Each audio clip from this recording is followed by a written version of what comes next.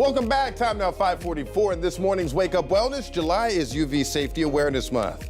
So right here in sunny Florida, we're getting exposed to a lot of ultraviolet radiation almost daily, and it's not good for your skin. Yeah, it can cause a whole lot of damage to it. This morning, we're taking you to Bay Dermatology to learn the safest ways to avoid the sun's harmful rays.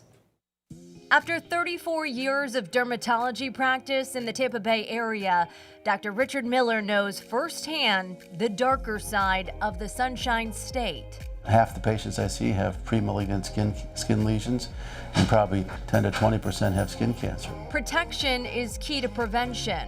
The fairer your skin, the higher your risk of developing skin cancer. But Dr. Miller says SPF is important no matter your complexion. And everybody should protect their skin. It only takes one bad blistering sunburn to cause permanent damage to your skin. He suggests SPF 50, reapplied every 2 hours. The ingredient oxybenzone is one that sparked debate over concern that it's dangerous to a person's health and the environment. If you're putting sunscreen on your whole body every single day, you're going to absorb more of the chemical, and then you have more risk. Dr. Miller says with that in mind, take note of the ingredients on the sunscreen bottle. They always list the highest ingredient first, so the most concentrated ingredients. So to be safe, I always recommend zinc or titanium dioxide. The molecule is so much larger that it doesn't absorb into the bloodstream through the skin as much. And don't neglect what a hat won't cover. Definitely the top of the ears. Lots of skin cancer on the top of the ears, and I see some even inside the ear. Spray sunscreens are easier to put in the hair because it's not so sticky and messy. But he stresses rub the spray in, both on your scalp and skin.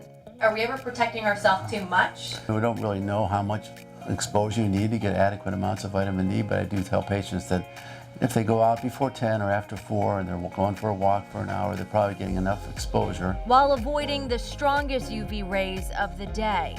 Dr. Miller says lean on a healthy diet and supplements to get in that vitamin D, rather than baking in the sun and seeing its negative side effects in an office like his later. Well, Dr. Miller says keep an eye on any changes to a mole, its size, shape, color, or texture, or any sore that's not healing over a month or two.